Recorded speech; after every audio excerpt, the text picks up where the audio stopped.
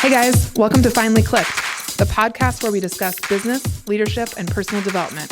My name is Margaret Smith, and I'm the Director of Operations for Pickett Street Properties, a real estate team out of Bothell, Washington. And I'll be here every week with our owner and team leader, Jesse D. Moore. We'll be digging into concepts and ideas that have helped us both personally and professionally. And you'll also get a chance to hear from local and national experts that we know provide massive value to get to the point where it all finally clicks.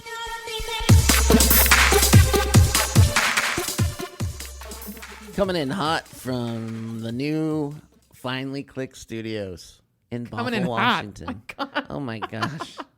Margaret's facial recognition is off. She just jammed her mouth into the microphone. I hope that didn't sound awful. Coming in hot. We're coming in hot from a new space. Yeah. Are your teeth okay? Did you knock a tooth out? They're okay. You're right. It's All soft. Right. Good. Is there lipstick on that mic now? No, I don't wear lipstick. Just gloss. Oh my goodness. Well, let's not get into this conversation. They're both the same. How's it going, Margaret?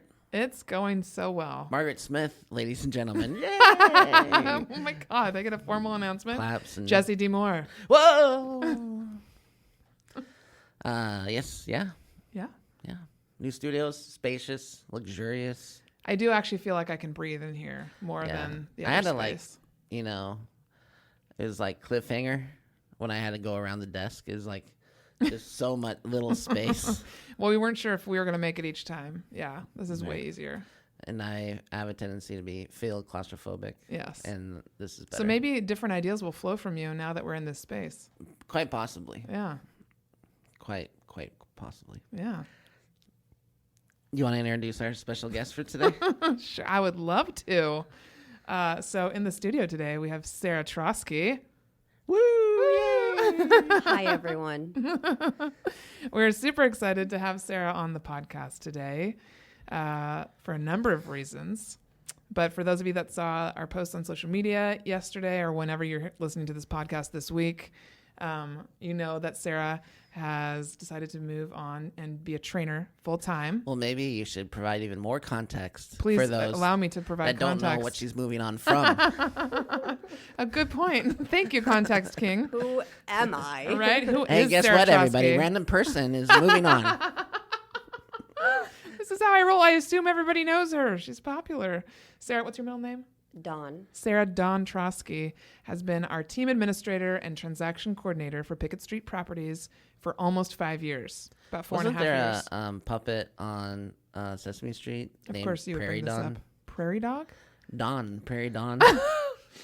Prairie Is Dawn? that where? Did your parents? I name wouldn't you know. after Do you a watch Sesame that now? Street Muppet? My mom's name is Dawn. Oh, that's not as Yeah. compelling a Okay, story. Okay. There we go. Sorry. So Sarah has been with us for about 4.5 years. We found her at Chase Bank wearing a scarf. Jesse will never forget. And yes, she's been in the Command Central office here at Pickett Street for 4.5 years. She's been your assistant really blast. for 4.5 years. Yeah. And she's my partner in transaction crime. coordinator extraordinaire. Mm-hmm. Yeah.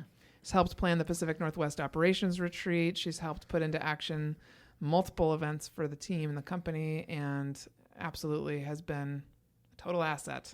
So she, I'm going to let her tell her story, but yes, she's moving on to be full-time trainer. That's good. Yes, right. Full-time trainer and working at Pure Results. Are you Fitness training Center. horses, dolphins? I hope dolphins. Dolphins. She loves Human dolphins. being. Oh, humans. Interesting. Yes. You- Because it could have been a trainer of anything, right? Small mice, maybe. No, not so much. I think I should do the intro next There time. you go. Go no, for I'm it. just kidding. All right, so I think there's a lot to talk about and to delve into. Mm-hmm. Let's start with the origin story a little bit. I'm not Origin looking story. for, your mother finding you in a basket in the river. Oh, that would be a cool story, though. Darn. But more so, kind of where we found you, which is you were an assistant manager at Chase Bank. Mm-hmm. You'd been there for how long? I was there for 8 years. Okay, and I want everyone to know this. I highly recommend that if you're looking for admin candidates, I encourage you to look at local banks Oh, yeah. and not just for any random person, but Just specifically, walk in. I'd like you, please. I mean, specifically, Sarah, you were in charge of what? Tell us what you were in charge of when you left Chase Bank.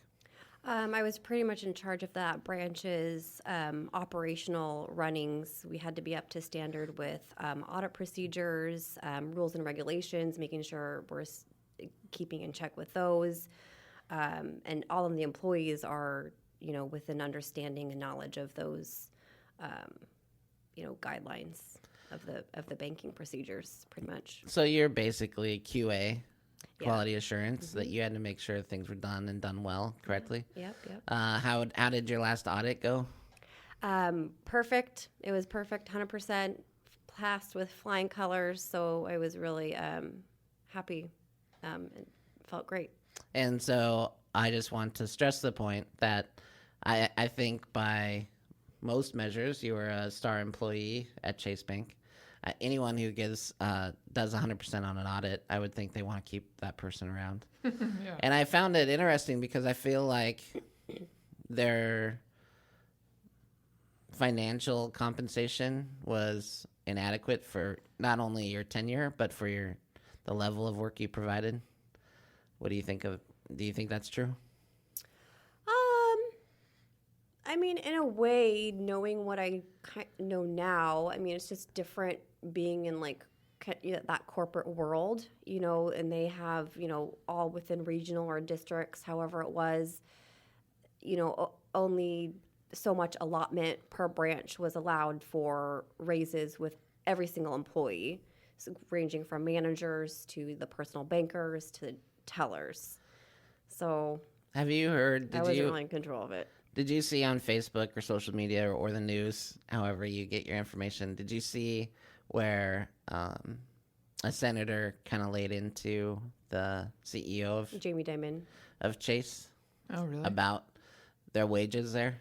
Oh. I didn't hear too much detail about there's a social media clip that's so it's like 3 minutes long of basically the senator asking basically the CEO of Chase, JP Morgan Chase, was saying that perhaps people should work harder if they want to make more money, basically. And the senator was going through how can someone live off the wages that Chase pays. And so when they broke it down, there's no money left over. And it's interesting in a banking industry where CEOs and executives make huge bonuses. They get bailouts from the government. There's all sorts of money kind of floating around at the highest level, but it doesn't seem to matriculate down. And so I think that banks are a great place to find admin candidates for that reason. I think that they're overworked in part. I think they're underutilized in other ways. And I think that I think it's easy to compete with them when it comes to compensation. I think even looking for salespeople there is a great option too. Go after like a personal banker, like a loan officer at a local bank, if you're looking for a salesperson. I thought you were going to say it was primarily because of her scarf choice. Yeah. So I know how much Jesse loved going to the bank to deposit our checks until we had a system where he wasn't able to do that anymore. Okay, so for some reason, I know for good reason. I didn't grow up with money. I didn't have money, and so when we started closing transactions very regularly, it was fun for me to go to the bank. Jesse was there every day. And I would come in and I would and I'm particular and I wanted How long did you see her there before she came on board? Out of curiosity. Probably at least 3 years. Oh, wow. Yeah. Okay. And so I wanted, I have my quirky way of doing everything, and that's true of the bank as well. Yeah. And so I wanted every bank employee there to know who I was. Yeah. And I wanted to be treated special there, not like roll out the red carpet. It was dumb stuff. Like I don't like writing with a pen that's tethered to the countertop. I call it in case you want to write a book while you're there. Give me a pen that's not on a leash, and they give me a pen. And just stuff like that. You can't and forget that guy. I'm sure I thought I was like charming. I'm sure I was annoying as F. But I spiced up their day though. There's a lot of clients like that. Yeah. That thought they were charming. They were really super annoying. Yep. Yeah. Oh, yeah. Sarah has got some good stories about some of her favorite. No, we're not doing that. Returning That's guests. not why we're here. It was so awesome. We're not here to betray privacy issues. So we had looked, Margaret, to kind of provide context. Margaret, we were doing 200 transactions a year. I had Margaret speak to Mindy Hagar, who is Gary's assistant, because Margaret was becoming untethered and becoming overwhelmed and overworked. She's like a pen coming off its leash. And you were just barely there. Like, you'd only been there like 6 months. A year and a half. Come on. So true. No, not We true. can look back at the timeline. But yes, continue. When did you join? What year? 2012, November. And I started in 2014. Right. In 2013, we did 202 transactions. So that means I've that been in the I've span, been at Pickett in Street less for than about a a year. in less than a year, I had you talk to Mindy Hagar. Mm-hmm. And Mindy said, "Hey, Jesse, you need another assistant. You can't work this one into the ground." And so Margaret started looking for 9 months. She It's like looked.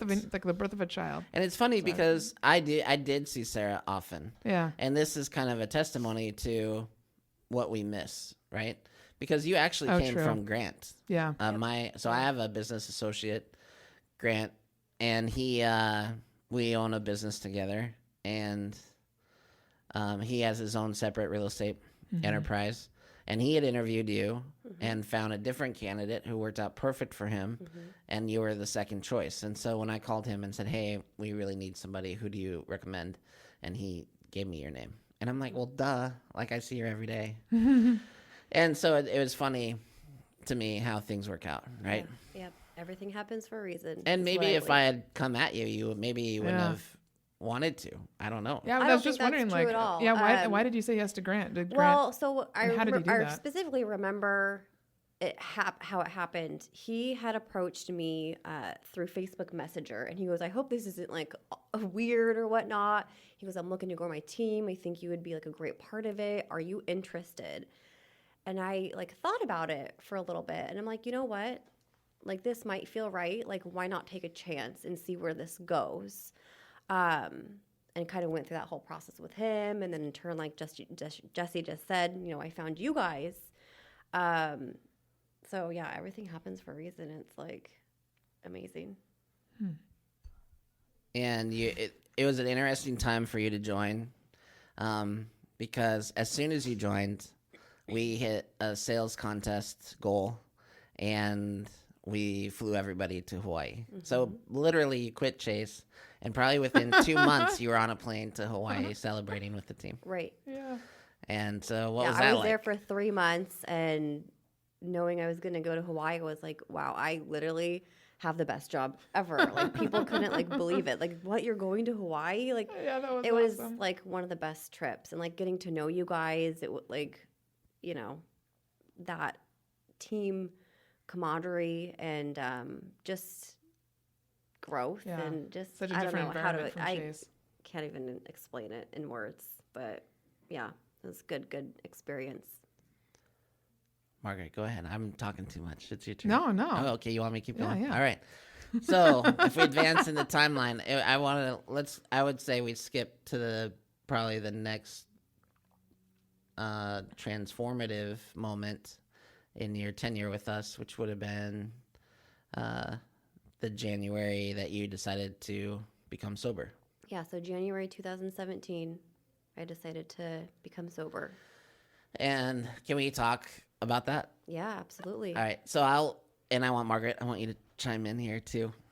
I would say, that caught us by surprise. Completely. I don't think we didn't have normal. It's not like it was a topic. I don't think it was a topic of conversation. We talked about it, not about her choosing to become sober, but we talked about everything in our 411s and our weekly meetings. The two of you did. Yes. But as a team, we didn't go, "Oh, we're concerned about Sarah." No. We kind of let people live their lives without too much judgment or censure. No, right? for sure. We obviously have concern for people when they're going through things, but no, it was not a topic. And even the work environment allowed for drinking. We would have after work parties at my house or someone's house. And so I would say, I don't know, it was just part of the culture that it was okay to drink, and it was okay to let loose a little bit. Well, I think we talk about that sometimes, but not very often, that with real estate and a lot of entrepreneurial fields, there is a lot of gray area. And I think for some people, it's really hard for them to handle, like when it's okay to drink, when they shouldn't, like how to be responsible with that when you're a paid salaried employee. So that was never a question with Sarah or I, like, you know, we actually make sure that when we go out to lunch with you guys, that we're going to plan on working the rest of the day.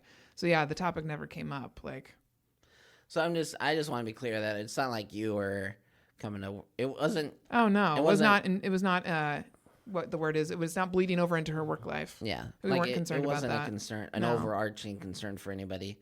And so when you kind of announced that you weren't drinking anymore, it was kind of a surprise for that reason, right? Mm-hmm. Like we weren't totally aware maybe of.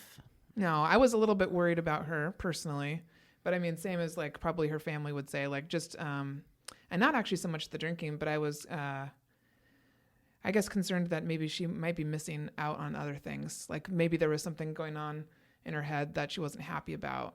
And that's where my concern mostly lay. And so when she told me that, she actually told me it before she told the team, because we were coming up on the first Pacific Northwest operations retreat. And I was going to Costco to get wine. And I said, you know, I'm going to get just a couple bottles of wine. I don't think we're going to plan on drinking, but if we want to have a glass, you know, is there something that you'd like? And that's when she said, no, actually, I'm not planning on drinking at all there. And I was like, wow. And you stopped cold turkey. You didn't have a drink after that. Correct. So my last drink was actually with you two at the Whiskey Shed when we took her out to surprise her with her new business cards. That's she was the director of operations with her new title. Realize that. Wow. Yeah. So that was the last time I drank. And had you already been thinking about stopping at that point? I have been thinking about it for a long time before that. How long? Oh, probably at least a year. I've always known I've had a problem. Yeah. And so was there anything, I'm guessing it wasn't about that last drinking session or anything? No, I would say that I had a rough end to 2016, which kind of started getting me more serious in my thoughts of permanently stopping drinking. And my dad's a recovering alcoholic, and he's been sober for I think 6 years now, and so he was a big crutch and support system for me, kind of leading the way and everything. So I don't know where I was going with that. So 2016 was kind of the year that pushed you right. towards There was some drinking incidences that kind of either just sparked me. And everybody's rock bottom, I guess, is different. Everybody has a different story. Not everybody's experiences are the same or as intense. And it was my story and my thoughts that led me to my decision. I'm the kind of drinker who, once I start, I don't want to stop. And there is absolutely no point in starting to drink if I can't continue. Mm-hmm. And if I had those instances where I could control myself, like in a professional work setting, it was really extremely difficult and shitty for me to do. So it's kind of like all or nothing. And so, yeah. Yeah, and I would say that to be clear, like there was a marketable difference in your behavior from when you weren't drinking and when you were. Like, oh, absolutely. Like I was a different person. We took you through the interview process and everything, and then we did a social thing where we went to a concert and we went to dinner beforehand, and you had wine with me, and you like came out of your shell, and you're super hyperactive, and that's not your demeanor normally at all. Like, and I was looking at Margaret like, what happened to her? What happened to our librarian? Like, our calm, cool, collected librarian just turned into like a raver. And I had my liquid courage, man. Yeah. Well, and that's what I love actually too about her story is that, I mean, this is where the social worker in me comes out, but this is what alcohol and various drugs do for people, right? It allows you the freedom to express yourself where you don't normally feel that safety in doing so.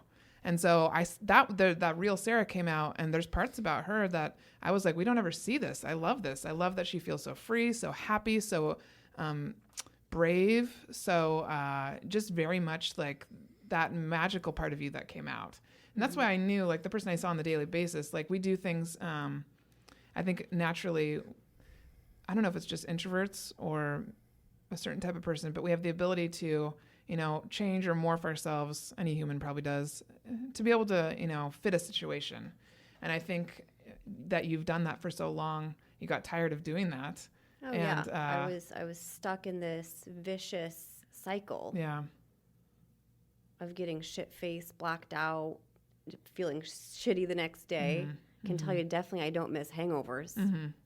Yeah, no. So to see you take on life sober, I know how hard that is. I haven't had an issue with alcohol, but people in my family have. And I think one of the hardest things, I love like seeing your progress with this, is that when you go to social events, like a bachelorette party or events where people are drinking, to do that sober and still have fun and learn how to have fun with yourself just as you are is one of the biggest challenges I think people face. Absolutely. And for you to face that head on in your 30s, I think takes a lot of strength and courage. And that's why, one of the reasons why I'm so proud of you for doing it, because most people would not stop. They would just continue, because what's the point? I'm already 32, 33, 34, whatever. Right. Yeah. So to do a bachelorette party totally sober and have a good time, you have to really love yourself.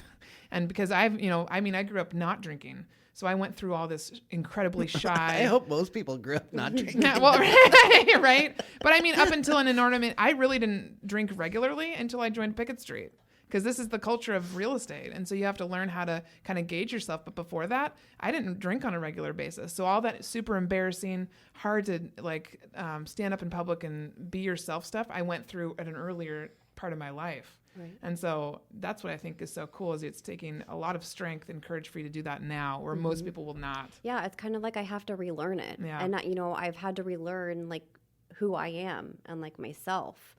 And it's still challenging for me to be in any kind of social situation, whether there's drinking around or not. All right, so then you stop drinking. And then when do you first have the thought that you want to become a bodybuilder? So I stopped drinking in January. I woke up one morning, I want to say it was in May. Yeah, I'm pretty sure it was May. So it was 4 or 5 months later on. I woke up and I was I had this visualization of this strong ass, ripped, badass woman. And I was I want to be strong. I want to be strong. I can look like I'm going to kick somebody's ass, and I'm going to be a bodybuilder. And I developed this jail cell routine. Remember that, you guys? I would 15 minutes before I went to bed, I would do lunges, I would do push-ups, I would do crunches, and then thinking I was going to get strong. And I did that for a little bit.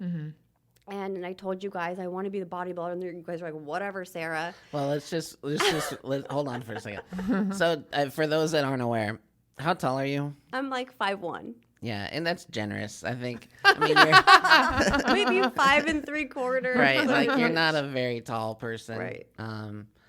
You're somewhat diminutive. You're not a big person at all.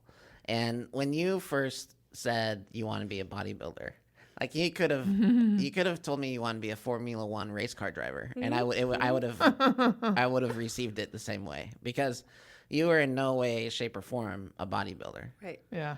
And I've lifted my whole life, and I know what it takes to be a bodybuilder to some degree, as far as the commitment and the sacrifice and the work ethic and meal so prepping. For you to say bodybuilder, I knew what that meant, and I was and I'll be totally honest and say I didn't believe you. That's awesome. A lot of people didn't, is the thing, and so that's exactly what kind of pushed me and kept me going and motivated in some ways. Yeah. Well, I think Gary Vaynerchuk talks about that a lot. He loves people that don't believe in him. I want to prove people wrong. Yeah. That Right, drives me no And that's other. the thing is I'm your advocate. I Yeah. want you to do well, and I want you to seek out awesome goals and destroy them. And so it's just so unexpected, the route you chose. You could have been a world-class knitter, and that would have been more believable. You know what I mean? And I'm not trying to diss you. I'm just trying to say that it was out of left field. It was unexpected. And so, yeah, you're doing the jail cell routine. Yep. I'm doing the jail cell routine, and so that's May. So I'm doing that for maybe a month or so. And then my birthday's June, so June 9th. You guys take me out to lunch. We go to the Mexican place down the street. And my birthday gift from the team is 3 sessions to a personal trainer, the one Jesse goes to, Pure Results with Ray. And so I'm like, oh God, like I have to go to a gym. Like, what is this all about? And I was like so scared. But I'm like, this was my birthday gift. Like, I just have to give it a chance, see what happens. So you weren't excited when you got that as a gift? It was kind of like, I was like scared, but like nervous, right? So it was like a fear thing was like trying to like hold me back because I was like, I can do this on my own. And I don't want to have to go to the gym because, and that's another like, you know, social anxiety thing, having to work out with other people and like they see me and all that. Even though this is more of like a personal training, you know, base, like one-on-one. It's not like a big, you know, box gym. But I went for the sessions and essentially like fell in love with that place. Like became my second home. What'd you learn? Like, what'd you learn in those 3 sessions? What'd you learn about becoming a bodybuilder and everything versus what you had been doing? Well, I didn't really know maybe what exactly I was really getting myself into and really what bodybuilding meant. I just had like this visual and this idea. And so Ray has been a bodybuilder for years. He's competed himself in the 90s and he has trained lots of them. And so just learning my own body too, and just like the anatomy and what kind of like exercises to do, like how intense this is going to be, how often I'm going to have to train. Like, so it was just like, I was a very like novice in the gym and any kind of fitness, any kind of nutrition. So yeah, I learned just lots, like tons. And I will say this because I've been seeing Ray for a long period of time, off and on, over the years. And generally, my weight fluctuates greatly, mostly due to how I physically feel, if I'm physically feeling healthy or not. And it's not cheap. It's not cheap at all. No, it's if you know me, like I am frugal, like I'm a penny pincher. And so when I knew how much this was going to cost me, well, even just to put it in perspective, just the 3 sessions were, I mean, it's essentially $80 a session, let's say. Right. So the 3 sessions I knew as a gift, it's one of those gifts you almost hate to give because you know it's going to cost them more in the long run, right? Yeah. Like we gave you 3 sessions for free and it cost you thousands of dollars. Oh, yeah. I was paying a lot. Right. I was paying for my goal. I was investing in myself. And and you made that decision pretty easily, it seemed like. Oh, yeah. I told him, I will do whatever you say. I will give you whatever money you want if you get me, you know, to where my goal is. And so he did that. What did in a year and a half. So your significant other, Santi, what did he think after that birthday gift of those 3 sessions? And then you come home and say, I want to financially commit to this. I don't really know what he thought because he kind of just lets me spend my money on whatever I want if I, you know, can spend it on that. So he thought it was probably a little outrageous because he can't understand spending something that much money like that. Yeah. I remember we had a conversation that week at our meeting, our 411, where we talked specifically about investing in yourself. Because I am on the opposite scale as you. Like I been reeling my money in because I tend to spend more because I want so many experiences. I want to do so much. And you're very particular about what you decide to do, which is great. And so we had talked a lot that week about when's the last time you spent money on yourself, whether it be for a massage or for your nails or for a trip or something. And then not only was this about an experience, but it was also about improving yourself physically and mentally. Mm-hmm. And I was like, what are you worth to yourself? Right. Yeah. All right. So you're going to, so then you start training and really your journey, I don't know if I'm sure I know you well enough to know. I think you're comfortable sharing pretty much everything. So when you start going to Ray, how much do you weigh? Right now or when I started going to Ray? When you started going to Ray. When I started going to Ray, I was 148 pounds. Okay. And Yeah, she'll share all the numbers. I know, And they're right? all in her head. Yeah, I was 148 pounds. So you did Ray has a lean out program where you really learn how to eat correctly for weight loss. Right. Right. You learn how to eat correctly as far as, and then how many times a day, and then interspersed with weight training and cardio training. Mm-hmm. And so you start that process in 3 months. What kind of transformation do you make? So in just 3 months, so 90 days, I went from 39% body fat to 16% body fat. And so that was a total of around like 23 pounds, maybe. And then so I just was like, wow, these results are awesome. Can I keep doing it? Like, I'm going to keep doing this and see what else how better I can get. And so I essentially did that for 3 more months, lost about another 20 more pounds, and got down to maybe like 10 or 12% body fat. And then from there, I kind of picked up like a slow reverse diet, I guess, if you would want to say, picking up calories and carbs and proteins and stuff. And before too long, you decide to compete. Yeah, I was on the fence with specifically competing when I first went there, but like Ray was pretty much like, okay, you got this, you're going to do it. Like kind of talked me into it.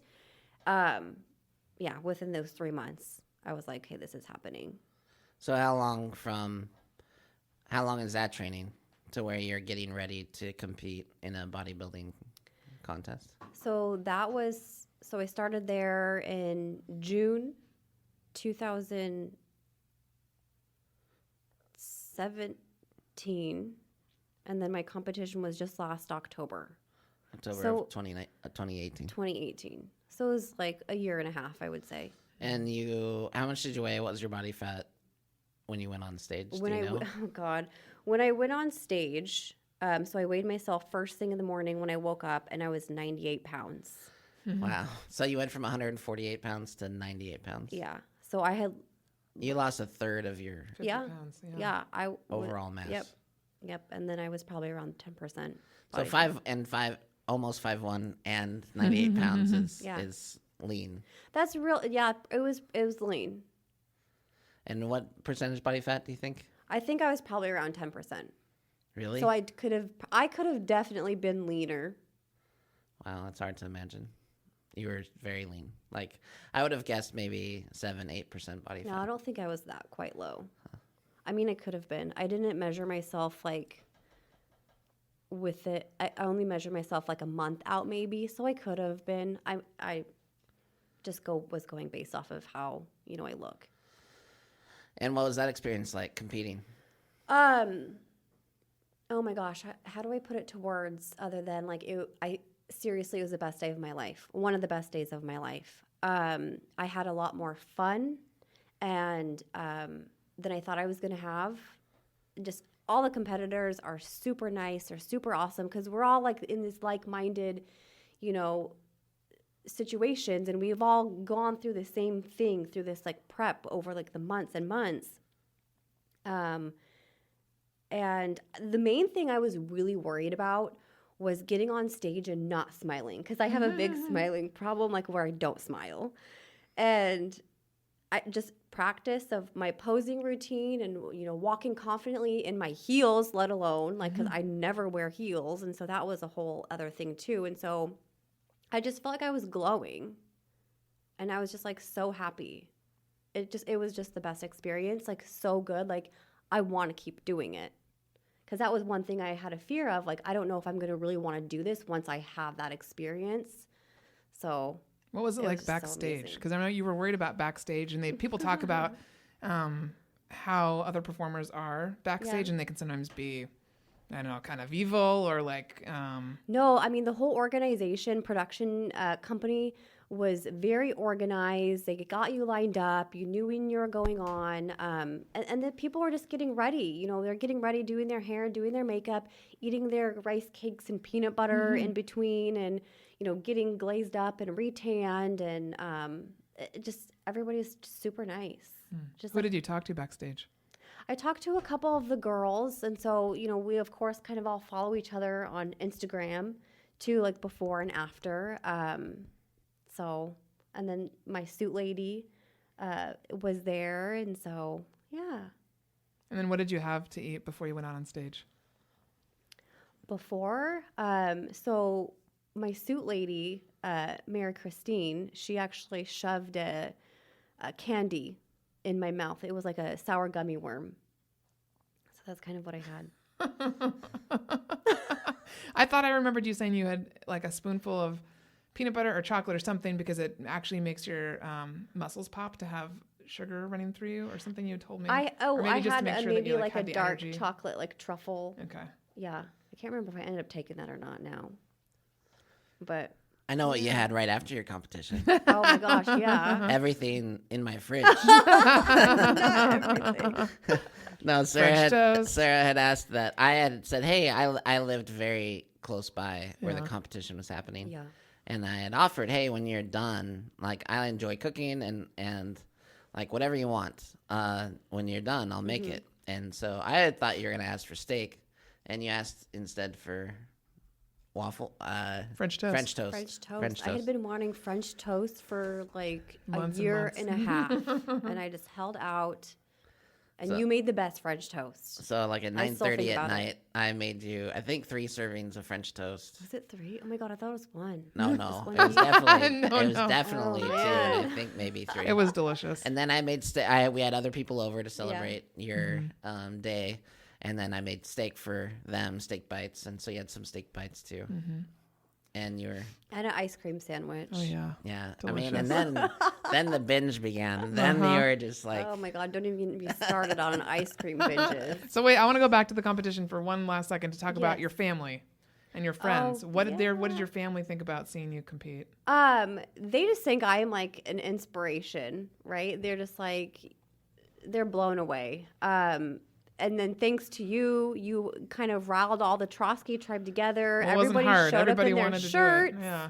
They had these black or pink shirts that had Troske tribe written on the back. It was just like so amazing for just I was so shocked how many people came out to like see me. And I remember being on stage looking out in all different parts of the audience, seeing somebody that I knew. Mm. So that was really, really special. It was fun. So yeah, it was definitely a way to top off the night. What did your sister think about you being a bodybuilder? I mean, she probably thought I was crazy at first, but she knows how crazy like my mind goes. Like if I told her something like tomorrow, like, oh, I want to start doing this, she'd be like, yeah, okay. Yeah, she's super supportive. And like, my brother-in-law David is like one of my number one fans. So how do you think this has changed your relationship with them? I mean, if anything, it's probably improved it as I've gotten like sober and healthier. They're very healthy people, Karen and David. So we can definitely bond and talk about that. And, knowing that I can also be the best aunt, the best version of myself for Aiden, my 2-year-old nephew, is like really special. Mm-hmm.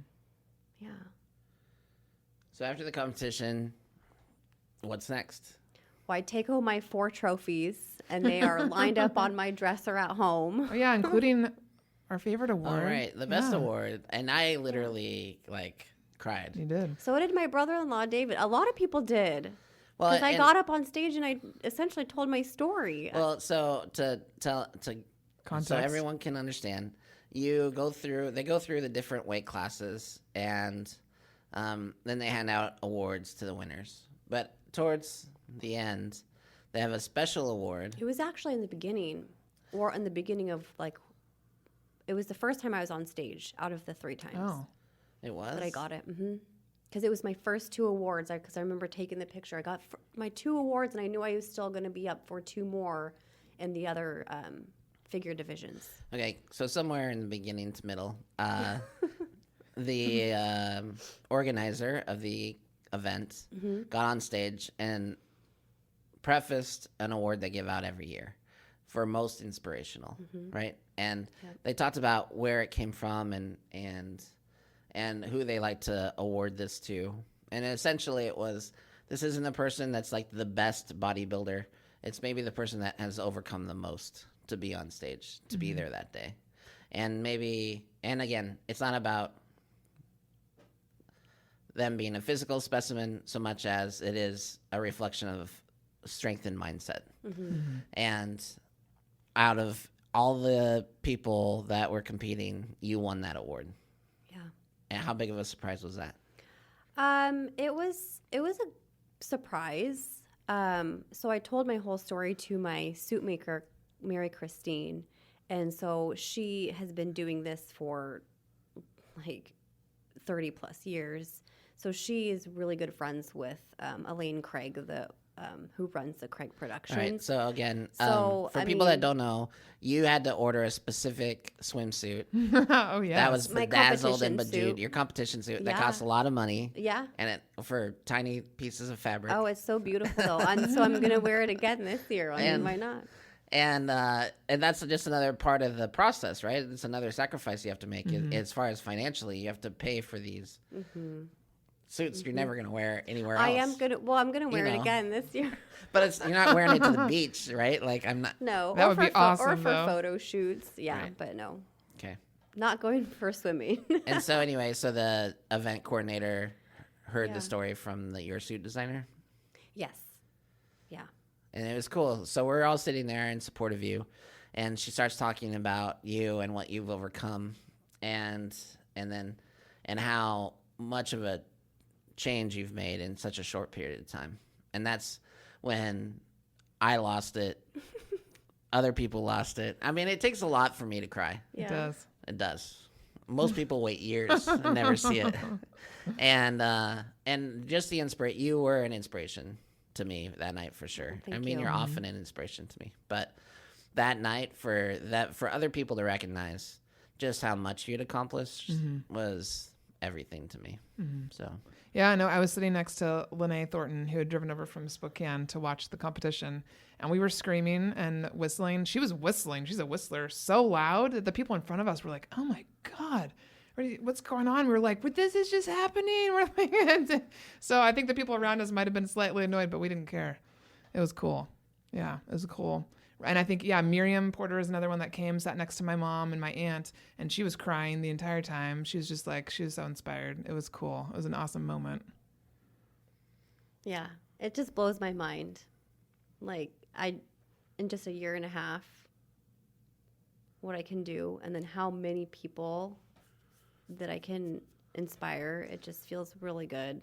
So you walk off stage, you've won the most inspirational award, you've eaten your 3 waffles and then some, or French toast. Yes.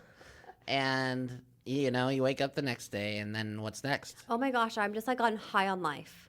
High on life. I'm just like so happy, and I'm like, can I ever be this happy again? How long is this happiness gonna last? And I go back to training. I keep doing the same thing. I mean... Yeah, you were kind of worried about, I remember coming down from that. You were like, oh my gosh, am I going to feel the same way in a week, in 2 weeks, in a month? Am I going to feel like sad that it's over? I mean, it's a little bit sad that it's over, but I think as long as you have a plan and you have a goal for what's next, that helps. So I knew I wanted to, bring my weight back up to a healthy level.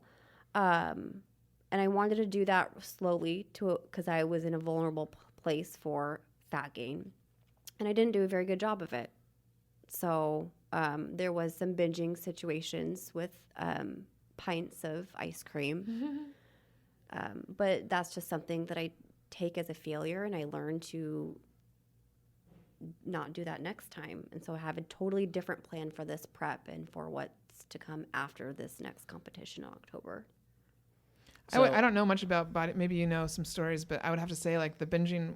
I mean, from it's my very perspective, extremely common. Yeah, and it wasn't that bad. Like, I mean, oh come on. No, it could have definitely been worse. Yeah. It could have definitely been worse. I mean, There are people who literally yeah. gain 20 pounds in like the night after their show. 20 pounds the night. So oh my God. yeah, so I had gained probably a few pounds over the day, and then it went to 5, and then so I had gained like maybe 20 pounds back within like 3 months.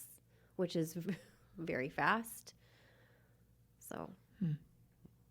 Well, and I would say it was mostly like sweets. Yeah. Oh, I craved sugar like crazy. Because as soon as I had the syrup with the French toast, it was like, oh, it's all like. Well, no. over So what I now. love about this part of the story is, so sugar often cravings come after you stop drinking. Yeah. Too. So the fact that you did a bodybuilding competition after becoming sober, talk about like really trying your mind and your body, because the sugar cravings are real for people that have just stopped alcohol completely. Yeah. That's why I don't know that people understand. I mean, I think some people do understand fully if they've been an alcoholic or experienced a family member that has, but to stop drinking and then go into something like this, you're really rewiring your brain and your body. Yeah. Well, it was all or nothing. Yeah. Yeah. And I really didn't have cravings for that sugar and like the carbs like that until I was like super close to my show and like really lean and just really low in calories. So so after the competition, what is the plan? What is the goal?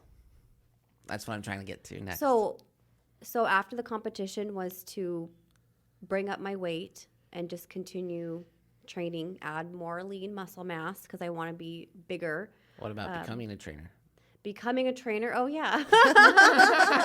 I'm trying to massage this Lead the horse conversation in there. the right direction. Okay, so I actually had ordered my personal training certificate program while I was in prep. So like probably in like September, October, but I was just, you're so out of it when you're carb depleted. I just could not like bring myself to like study at all really. So I started really studying probably November, December, January, and then I took my test in the end of January and passed that. And then officially I started doing personal training at the gym in February. Yeah, so I've been doing that since February. So 3 months. And why become a trainer? Because Ray helped change my life. And if I'm just one person, like if I can learn as much as I can about helping people change physically and mentally, that is so rewarding to me that I want to help do that for other people, as many people as I can, like either if it's in person or maybe if I can't ever meet them in person. I just want everybody to experience how good they can feel when they really take charge of their health and their life, because it bleeds over to all aspects of their life. All right. So then your competition was October, right? Mm-hmm. And it's end of May now. Mm-hmm. And you are a fully licensed, certified trainer. Yep. And in order to pursue this new life and these new goals and your passion, it means that you have to leave Pickett Street. Unfortunately, yeah. Mm-hmm. But what a great way for us to kick you out of the nest, you know? Yeah. I wouldn't be where I am today without you two. There's no doubt about it. That's why we're doing this podcast now. No, I'm just kidding. No. Why do you say that? Just because of the growth that I've had over the last like almost 5 years. I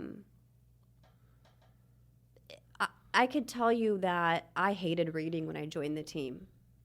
I was not a reader. I didn't like reading. I'm a slow reader, probably a little bit faster now, but with all the books and the discussions that we've had, it's really helped with that personal development. And then just with goal setting, like our weekly 411s that we have and the accountability have just been so valuable. Like, I don't know where I would be without you guys. When you think back about how you used to feel about reading, can you remember some of the books that started to make you feel differently? Yeah, the very first book that we read was Give and Take. I'm very much a taker. And it made me want to be a better giver. just a giver. Yeah. I wanted to be a giver. Like, how can I be a giver? Wow, they seem so nice and they get so much in return somehow. They don't expect anything in return. And it just, that still to this day I recall. And Margaret's been a huge influence because she's a giver. She gives so much and doesn't expect anything in return. But we are seeing all this stuff be like, it all happens to come back to her somehow. It's like the universe is like wonderful that way. And so I'm still slowly trying to shift my mindset towards that. So that was one of the very first books that still impacts me to this day. I remember when you first joined the team and you were begrudgingly reading, and it switched right away. And then all of a sudden you were making Santi read with you. Yeah. And that is a natural thing that happens on people join our team. We force them to become, look within themselves and become self-aware, and then to focus on personal development. And it always happens this way, a little bit, where they do it begrudgingly. They see the benefit, and then they dive head first. And then the significant other that they're with is like, what just happened? Yeah. I didn't know you were working for a cult. Right, exactly. I think that's exactly what Santi thought, because it was like, Well, but he's definitely seen the rewards now, for sure. And even Karen, like, she goes, like, you are so lucky you found Margaret. Like, and like, they just are, like, people are blown away at how supportive you guys are with this goal that I have and where I'm transitioning to. Like, it's so not normal, but I wouldn't want it any other way. No, I don't think, like, when we were having our conversation in our office a couple weeks ago about this transition, and I said to you, like, I couldn't write a better story as far as, and I think one of the things I talked about that you've helped me with so much is you've helped me come to terms with transition and change. And it's been part of my process in growing has been to not be so afraid of change, because I hate losing people. I hate it. But through real estate and through this company, I've had to learn to accept it. And there's ways to do it in which it's nothing but a win-win for both sides. And it's like a beautiful story. Like, this is my dream, is that someone says they're going to leave to go do something amazing. We support you. I get to announce it on social media, tell the world about how happy we are for you. And, and it helps us get whoever next is coming in to take your spot. Like, it couldn't be better. I'm so proud of the fact that we get to say that as a company and support you and watch you go off and do something amazing and take a risk that most people, again, would not take. Right. To go from a salaried role to being basically commissioned, and doing something that makes you so happy, but that you're still nervous to do. Like, you couldn't write a better story. Right. Here's the thing. Joining Pickett Street is not like joining the Night's Watch. Like, it's not supposed to be. I don't know that show. Is that a show? Dang it. It's a Game of Thrones reference. Sarah gets it. But the Night's Watch, you join, and you join for life. You can't leave. We're blood brothers. No, they will kill you. Or if you leave, they will kill you. Or you die there. Those are your options. And so what I'm saying is we don't expect people to be on the team for the rest of their lives. Like, that's silly. Now, I want to provide an environment that they never want to leave, and we do a good job of that. Margaret is probably the captain of that ship. But if people leave because they found their passion and we found a way to make them happier and to pursue their passion, far be it from us to stand in the way of that. Right. Yeah, I didn't know what passion was. And when we read that book, Grit, by Angela Duckworth, like, I had no grit. Yeah. And I would say I definitely am on the grit scale now. Well, no, and I would say, like, you always had grit. I think it was just not uncovered yet. Yeah. That could be more. Yeah. Because I think that's what I've realized too, is that when you, like Jesse mentioned, when you start to dive into personal growth and really in life and in school, in public school, at least where I went and where a lot of people experience, you don't really find something like this in this industry where you get to really figure yourself out, other than maybe in therapy. But I had never had the chance to. And so that's what's so cool to me is I knew that when you came in, what was possible, because I was just starting to see what was possible with me. But I think what you've really shown is what exploration and dedication and, like, being open, like I said in my post on social media, you are by far one of the most open people to feedback and criticism that I've ever experienced.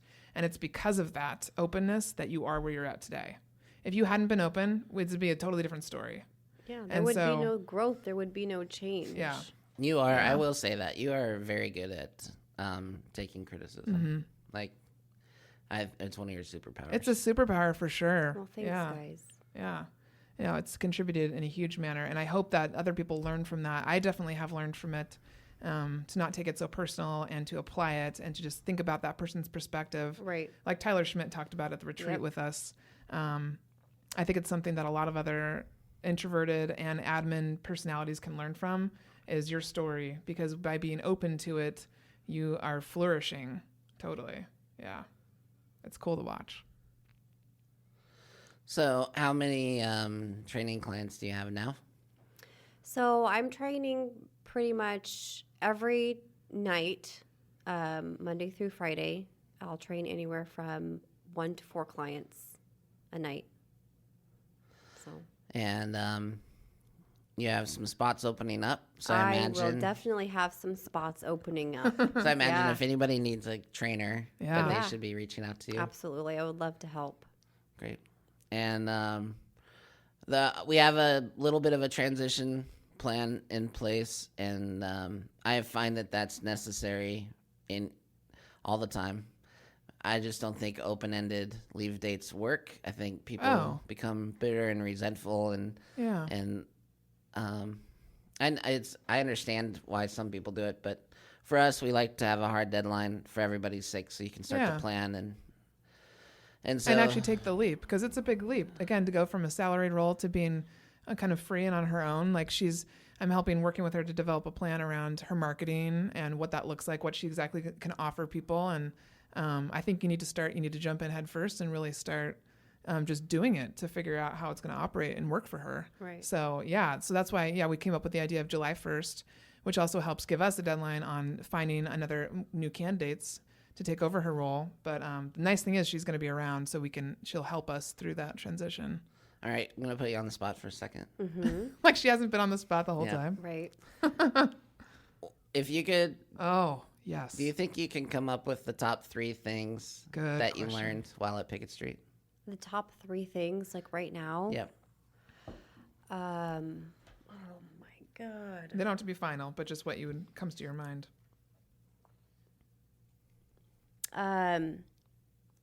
This is just off the top of my head, I guess. Set big goals so that they scare other people, which is what I did.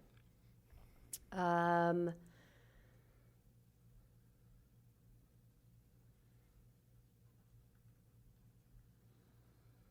want to say something around anticipating other people's needs and being proactive is a big part of being in service to others.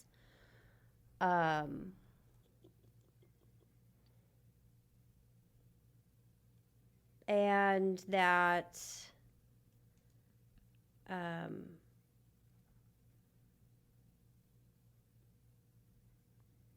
your body language and energy absolutely influences and impacts the people around you, whether you know it or not. Those are just the things off the top of my head, and they might be more like recent things, but and they're not job specific, they're life specific. Yeah. So. Well, that's one of the bold laws, right, that I always struggle with. How you show up here is how you show up everywhere. Right? So, like, if you want to be a certain way at work, you have to be a certain way in life in order for that to happen. We're not very good at compartmentalizing our development. It's exhausting to be someone else in different arenas. Yeah. Well, this came up in conversation this week. I'm trying to remember the context. We were talking about the book Contagious Culture during the team meeting, talking about energy and how a lot of relationships end after 3 months because that's the natural amount of time. Yeah, you brought that up. I forget where you learned that. Yeah. So I read this article that said essentially, and this is something I've always said in my own life, is that within 3 months I can tell if it's a long-term relationship with someone or not.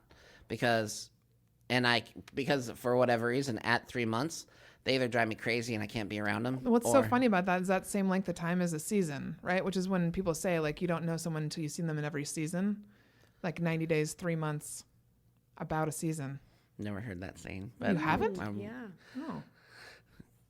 Okay. So you read it in an article. And so, and that's been so it was true for just you funny. personally. I told people this. Well, I yeah, go, when if dating on you told me stories growing up Right. when you were dating people. I didn't date anyone for more than like a month. through until I went to college. I never dated anyone more than 3 months, and it was because it's kind of a I just assumed it'd fish be or your cut bait impatience. thing. Yeah. Right, like it is impatience. It's me like, oh, you're not the person I thought you were, or this is annoying and it's not going to get any better, right? And then if I can stand someone for 3 months, then I can make it for years. Yeah. And this article basically said this is true of almost everybody because people can only pretend for 3 months, and after 3 months, you can't do it anymore. Like the real you, the authenticity starts to show up because you can only pretend for a certain amount of time. Well, and when people, I mean, I know when you're pretending, you're lying, and so when you lies, I mean, you eventually tell so many lies that they all come out because you can't keep them all straight. Right. Yeah. It's interesting. Well, and the energy that a lie feeds is not good either. No. Like and so we talked about in business how we've seen that happen, how that's come true, and people that you thought were super great and awesome aren't with us Their true anymore colors come because 3 months later they couldn't make it work. Yeah. I have one other follow-up question for Sarah. Okay. Shoot. What are you most afraid of going into this new journey? What's like the big, scary, audaciously Sarah's scary looking thing at Margaret that you're intensely, like blinking that you're her worried eyes about? rapidly. My number one fear is failure. Okay. Just failure that you won't be a good trainer, that you won't make it work. I think I'll be a good trainer because I want to be a good trainer, and whatever I want, I make happen. I think failure that maybe I won't be able to impact as many people on the level that I'm expecting. What do you expect? I expect to impact a lot of people. What does a lot of people look like? What if I said like 1 million people? I like that. That's big. That's crazy. What? How old is she? How much longer does she have to live? We live in a day and age though where you can It's do like that. saying that, I'm going to make $1 million. Why can't I impact 1 million people? Because it's like the people that I know, and then the people they know, and then the people they know. And the people Kevin it's Bacon like the knows. network and connections of the world are like so big. Well, and the things that bodybuilders and fitness people and Oh my entrepreneurs gosh, are doing they on love each Instagram. other. Right? We well, all follow each they other. follow each other, Like, and on I Instagram follow is a platform. a new person every day. Yeah. I think social media is a platform where you'll really be able to utilize in order to help reach those 1 million people. I hope so. Yeah. Good question, Margaret. So yeah, Thank you. follow me on Instagram at Sarah Troske. I actually have one more follow-up question. Well, that Just a quick one. nullifies your previous last I know. follow-up question. So I had 2 follow-up questions. My last one is about clarity of thinking. Since you stopped drinking and started doing this bodybuilding thing and have become really focused on self-development, how has your clarity, like, did you notice a change in clarity? Absolutely. Okay. From what? From muddy swamp water to like crystal clear diamond cut Okay. clarity. Clarity on what you want to do, or clarity in your thinking, or Maybe more so on my thinking. okay. And then that led me to what I wanted to do. Okay. I have some advice. Don't make any decisions that last month of prep. Oh, When you're Oh. carb Tell me about depleted, when you're carb I think depleted, you told her that last time. Holy God. it You told was- her that last it time was- too. Yeah. It was. It's not the real you. intense. Yeah. When your body's that. I was crying every single day over You absolutely never cry. nothing. Yeah. Breakdowns were on the regular.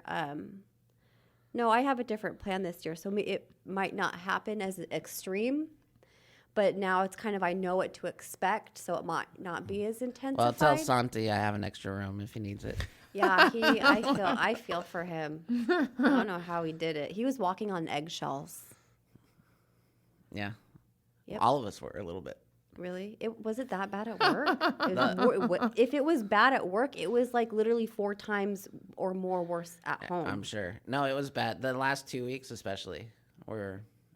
I'll say it. They were bad. The last you just 2 weeks noticed were that bad. your patience was down, and you had, My I would say though, you've I was always yelling had, at Andrew and Ray at the gym. Yeah, no, but you've always had extreme patience with me. So as much as you have for other people, you seem to have more for me, which I greatly appreciate. Not so much me. What did I do to you? Oh no, it was short.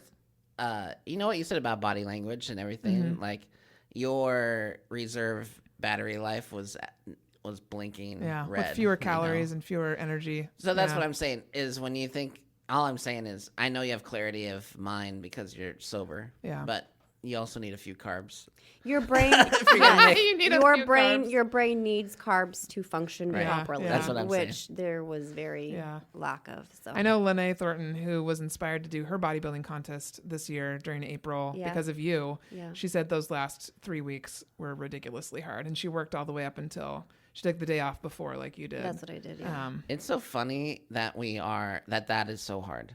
It's so funny that not putting something into our mouth is so difficult. Oh, not even just that action though. It's not that. It's just not like not having those things in your body, like in your body. There's no food in there.